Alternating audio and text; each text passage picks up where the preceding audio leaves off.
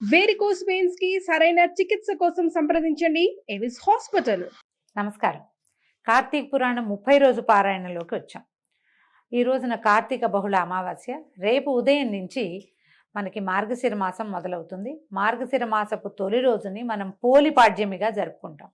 అయితే అమావాస్య నాడు కూడా దీపాలు పెట్టుకుని పోలిపాడ్యమి నాడు జ్వాలా తోరణాన్ని అంటే నీళ్లల్లో వదులుతాం దీపాలని, అది రేపు చేసుకుంటాము.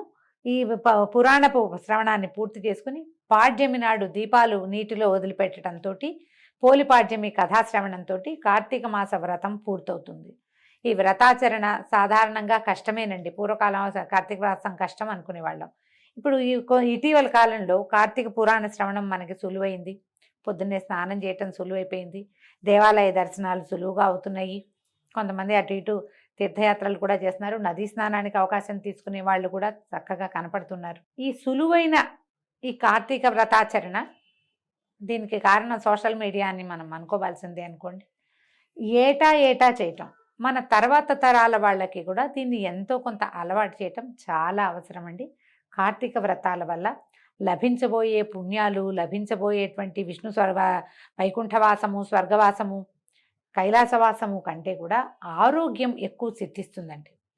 ఈ కాలంలో మనం ఉదయకాలమే పొద్దున్నే లేవడము, నిద్ర తగ్గించుకోవటము, తెల్లవారుజామునే స్నానం చేయటము, సూర్యనారాయణమూర్తిని యథావిధిగా నమస్కారం చేసుకోవటము, దీపాలు దానం చేయటము, దీపాలు ఇతోధికంగా దీపాలు పెట్టటము, నదీ స్నానము, ఇవన్నీ కూడా ఆరోగ్యాన్ని పెంపొందిస్తాయి. తర్వాత వచ్చేటువంటి మార్గశిర మాసం మరీ కష్టసాధ్యమైన మాసంగా చెప్తారు. చలికాలం పెరిగిపోతుంది. చాలామంది పెద్దవాళ్ళు చూడండి, డిసెంబర్లో ఎక్కువగా మరణ వార్తలు వింటాం.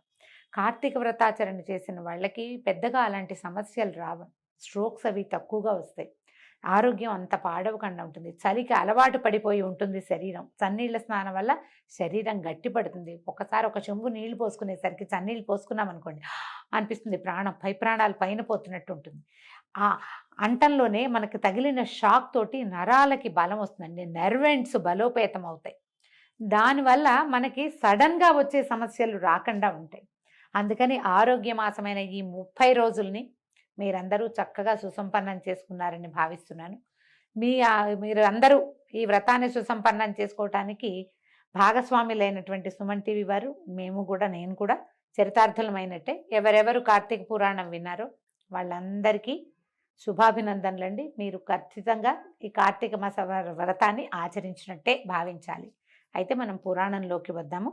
సూతప్రోక్తమైన విషయాలన్నీ విన్నటువంటి ఋషులు, ఓ మునిరాజా, రావి చెట్టు ఎందువల్ల అంటరానిదయింది, అయినప్పటికీ శనివారం నాడు మాత్రమే ఎందుకు పూజనీయతని పొందింది అని ప్రశ్నించగా సూత మహాముని వాళ్ళని ఇట్లా సమాధానపరిచాడు. ఏమని చెప్పాడట?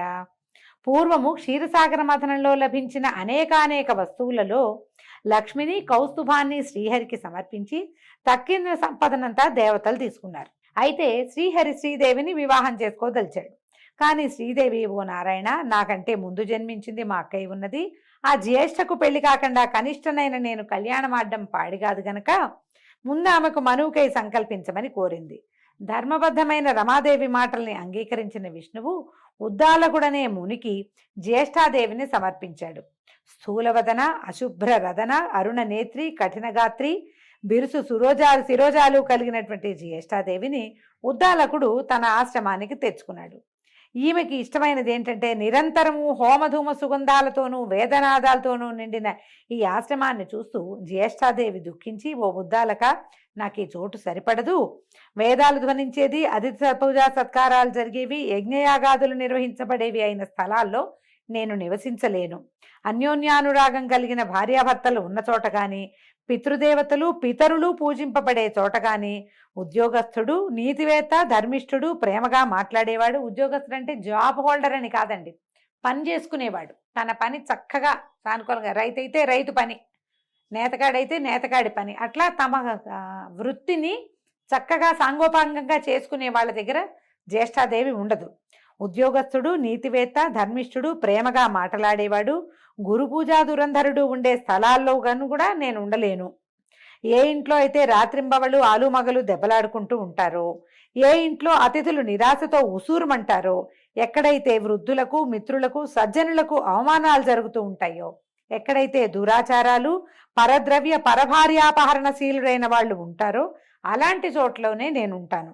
కళ్ళు తాగేవాళ్ళు, గోహత్యలు చేసేవాళ్ళు, బ్రహ్మహత్యాది పాతక పురుషులు ఎక్కడుంటారో నేను అక్కడ ఉండటానికే ఇష్టపడతాను అంది. అంటే తాగుబోతు వాళ్ళు ఉన్న చోట జ్యేష్ఠ అదే ఉంటుందండి. మన కర్మవశాత్తు కలియుగారంభంలో ఎటా ఉన్నారో కానీ మానవులు ఇప్పుడు తాగని వాడు లేడు. తాగని వాళ్ళు ఉన్న ఇళ్ళు ఉన్నాయి, లెక్క పెట్టచ్చు మనం. తాగుబోతనం అత్యంత సహజమైన విషయంగా, అది హీరోయిజంగా కూడా భావింపబడే కాలంలోకి వచ్చేసామండి మనం. అన్ని కొట్లు మూతపడతాయి కానీ తాగుబోతు కొట్లు మాత్రం మూతపడవు. మన పరిస్థితి అది. అయితే ఇలాంటప్పుడు జ్యేష్ఠాదేవి వీళ్ళందరి ఇళ్లలోనూ ఉంటుంది. వీళ్ళకి ఎప్పుడు ఏదో ఒక సమస్య ఉంటుంది. వాళ్ళ వల్ల ఆ ఇల్లంతా సమస్యల భూయిష్టంగానే ఉంటుంది. ఇది పురాణంలో చెప్పబడిందని నా సొంత మాటలు కావు, నా ఉద్దేశం అదే. నాకు కూడా అలాంటి ఉద్దేశమే ఉంది. పురాణంలో ఖచ్చితంగా చెప్పబడింది.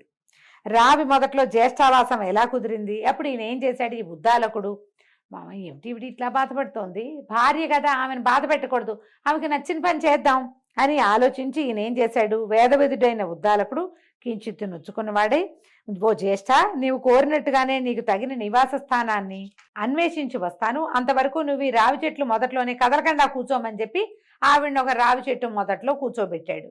భర్త ఆజ్ఞ ప్రకారం జ్యేష్ఠాదేవి రావి చెట్టు మొదల్లోనే అలాగే ఉండిపోయిందట. ఎన్నాళ్ళకి ఉద్దాలకుడు రాకపోవడంతో పతి విరహాన్ని భరించలేని పెద్దమ్మ పెద్ద పెట్టున ఏడవటం మొదలుపెట్టిందట.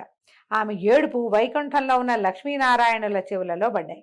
వెంటనే లక్ష్మీదేవి, మా అక్కయ్యను ఊరడించవయ్యా అని బతిమలాడింది భర్తను. మా అక్కకి ఏదో కష్టంగా ఉంది, ఇది ఇప్పుడు కూడా చేస్తాం మనం. అక్క చెల్లెలకి ఏదైనా ప్రాబ్లం వస్తే భర్తను అడుగుతాం, వాళ్ళ ప్రాబ్లంలో ఉన్నారు సాయం చేయమని అడగము. సాక్షాత్తు శ్రీమన్నారాయణుడు ఆయన చేయకేం చేస్తాడు. ఈ భార్య మాటలు విని ఆయన ఏం చేశాడు, ఈవిని కూడా తీసుకుపోయి కమలా సమేతుడై జ్యేష్ఠాదేవి ఎదురుగుండా ప్రత్యక్షమయ్యి ఆమెను ఊరడించి, ఓ జ్యేష్ఠాదేవి, ఈ రావి చెట్టు నా అంశతో కూడి ఉంటుంది కనుక నువ్వు దీని మూలంలోనే స్థిర నివాసం ఏర్పరచుకుని ఉండిపో. ప్రతి ఏటా నిన్ను పూజించే గృహస్థుల యందు లక్ష్మి నివసిస్తూ ఉంటుంది అని చెప్పాడు. అయితే ఆ నియమాలలోనే ప్రతి శనివారము రావి చెట్టు పూజనీయగాను అక్కడ జ్యేష్ఠాదేవిని షోడశోపచార విధిగా అర్చించే స్త్రీల పట్ల శ్రీదేవి అమిత కరుణా కలితే అనుగ్రహించేటట్లుగా ఏర్పరిచాడు. ఈ విధంగా శనివారం నాడు రావి చెట్టుకి ప్రదక్షిణాలు చేయొచ్చు. శనివారం నాడు ముట్టుకోవచ్చండి, మిగిలిన ఏ రోజుల్లోనూ ముట్టుకోకూడదు. ఇది లెక్క. పురాణంలో ఇట్లా చెప్పారు. ఓ ఋషులారా, సత్యభామకు శ్రీకృష్ణుడు చెప్పినట్లుగాను నారదుని చేత పృథు చక్రవర్తికి చెప్పబడిన విధానంగాను నేను మీకు ఈ పద్మపురాణాంతర్గత కార్తీక పురాణాన్ని వినిపించాను.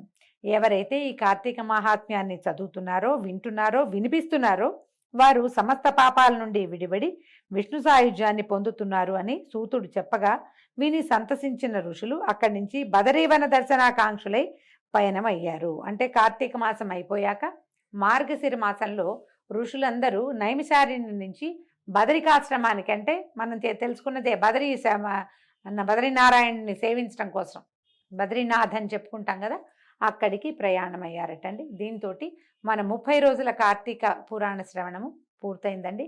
వచ్చే సంవత్సరం మళ్ళీ ఇలాగే కార్తీక పురాణాన్ని వినిపించే ప్రయత్నం చేస్తాం. సావధానంగా విని మీ కార్తీక వ్రతాన్ని సుసంపన్నం చేసుకోండి. నమస్కారం.